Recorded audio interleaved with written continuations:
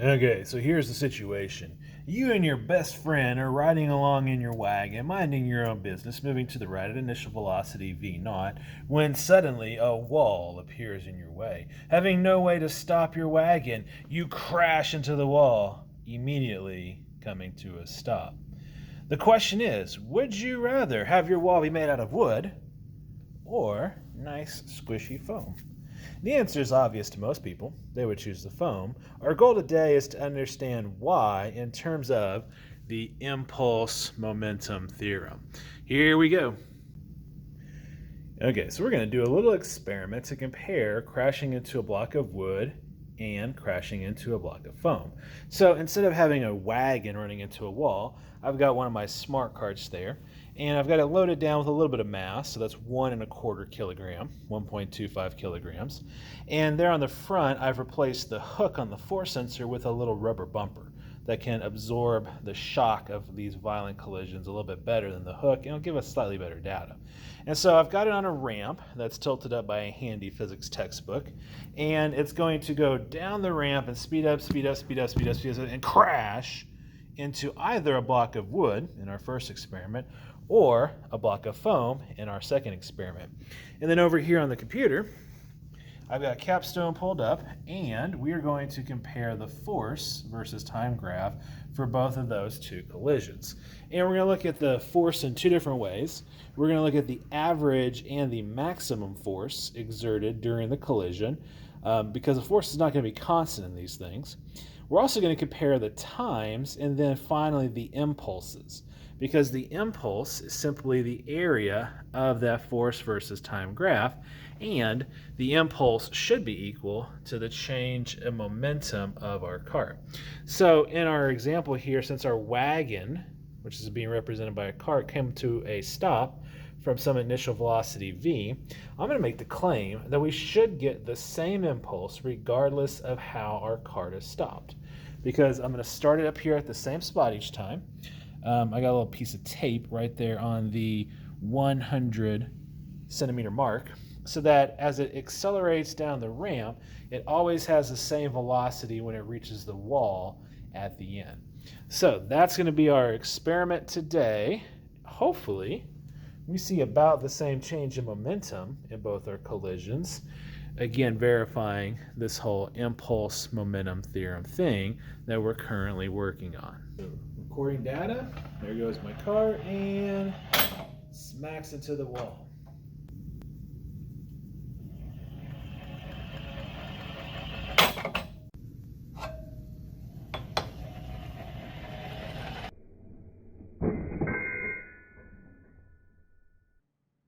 All right, so recording data, there goes my car, and smacks into the wall. And so the first thing you might notice is that during that collision, I only get a single data point.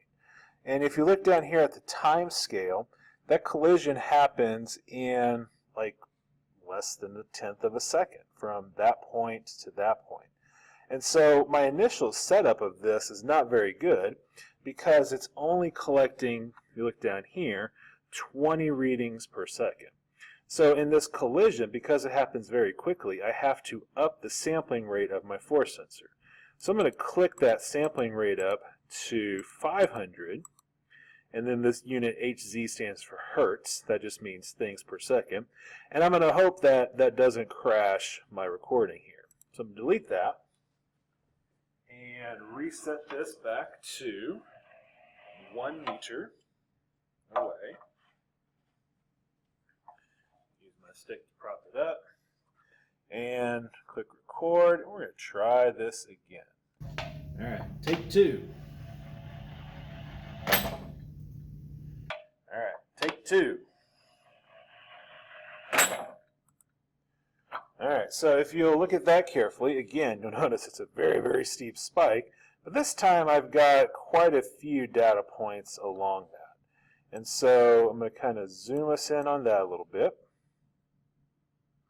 Best I can. Widen that out. And so if you widen it out, you can start to see that it's kind of a triangle-shaped spike rather than a line like it kind of looks like at first. Kind of move this down just a little bit. Okay, so what I'm going to do is I'm going to draw a box around that data. And this, you need to be careful only to select the data here, because I'm going to try to average these points together. Let's see if I can make that even wider. Make it even wider. Okay, so there's what that looks like zoomed in, and if you look down here, my collision happens between 4.29 and 4.32, so 4/100ths of a second. And I'm going to narrow that down. Okay, so I'm going to do two things here. I'm going to find the impulse by clicking the area button, and so I've got an impulse of 0.97 newtons times second, and I'm going to click on the statistics button over here. That gives me the average, and I can also use the statistics to get the maximum. Actually, because it's negative, I don't want the maximum, I want the minimum. I want the biggest value for the force.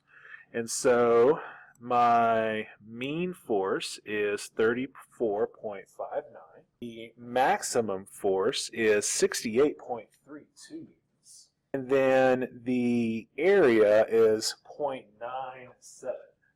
Okay, so I've got the block of foam now in front of the wooden block, and we're again going to record what happens to the force versus time data as our cart is stopped. Here we go. Let's press record. Let it go. And hit stop.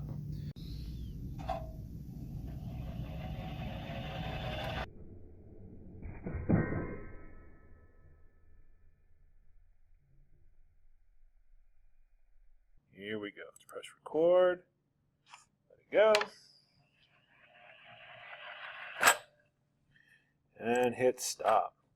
Okay, so again, looking at the data, what we'll notice immediately is that we have a wider peak than we did before. It doesn't look like a line even zoomed out.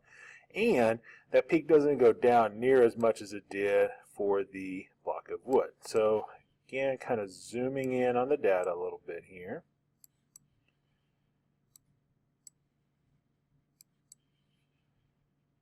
And patience is the key here. So looking at it like that, it looks a lot more like a nice curve than that spiky graph with the block of wood. So I'm going to do the same thing where I select just the part where it's colliding. So just that part right there. Now I'm going to hit the area button to get the impulse, and I get 0.83. We can also find the average and maximum force. So I'm just going to click that statistics button again. And so I've got a mean force, or average force, of 15.31 and a maximum force of 31.25. So I got those values written down. And then let's look at the time interval here.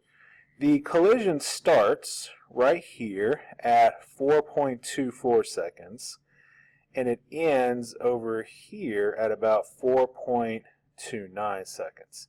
So that's an interval of about 0.05 seconds. Let's see if we can do some comparison between the block of wood and the block of foam.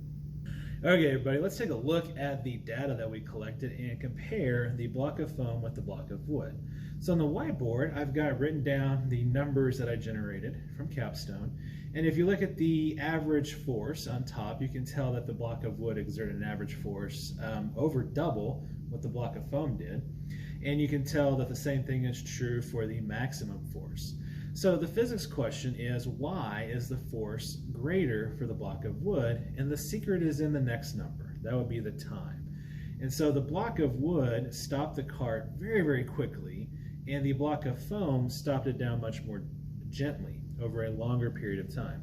So if we look at the Capstone data, and I've got this set up so that both of the sets of data are on there simultaneously, notice how much smaller this peak is in width for the block of wood compared to this peak for the block of foam.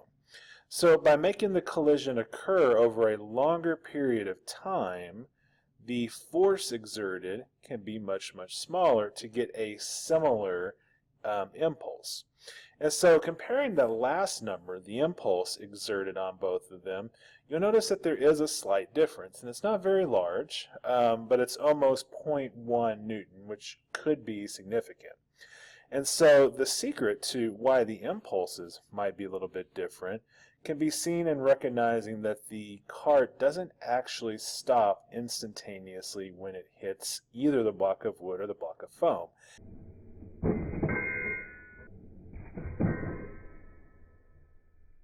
In fact, it bounces just a little bit. And because it bounces in reverses direction, that means that the momentum change doesn't go to zero. It actually rolls backwards a little bit and becomes a little bit negative. And so that bouncing thing is actually really important in a lot of cases. For instance, in a car collision, you don't want cars bouncing apart. Number one, that means that your head is going to move a lot more if you go from moving forwards to moving backwards. And number two, if a car is bouncing after a collision, then that increases the chances it could run into another car on a crowded roadway. And so those impulses won't be exactly the same because the assumption that our cart immediately comes to rest isn't necessarily true. So next, we're going to just real quickly and qualitatively investigate a really bouncy collision with a really sticky collision. So in this last experiment that we're going to do, I've replaced the little rubber bumper on the cart with a magnetic bumper. And then down here, instead of a block of foam or a block of wood, I've got another cart with an identical magnetic bumper on it. And so when this cart is released and the two collide,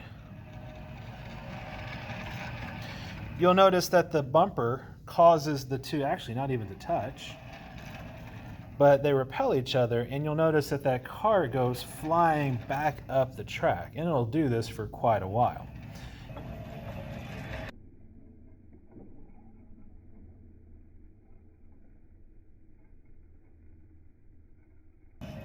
When the carts collide with their magnetic bumpers attached, they bounce apart, and this cart goes almost halfway, actually further than halfway, back up the track. So we're going to look at the force data here in just a second, but if this was somebody riding in this cart, their head is going to move a lot more during that collision than the collision with the block of foam. So let's go over. Hopefully now we can explain why we would prefer that that wall be made out of foam rather than wood, and also explain why it's not good for that wall to be made out of something super bouncy like rubber, or even worse, a magnetic bumper affixed to both the wall and the wagon. And so you may be thinking to yourself, well, Mr. Mark, maybe I'll just not steer my wagon into a wall and then I won't have to worry about it. But collisions are much, much more common than just running a wagon into a wall. Normally when we think of collisions, we think of things like what I've drawn here, like collisions involving vehicles, wagons, cars, airplanes, etc. But collisions happen all the time. Collisions happen all the time in sports, like a baseball hitting a baseball bat is a collision. A basketball hitting the backboard is a collision. You running into the wall behind the backboard after you slam dunk the basketball is a collision.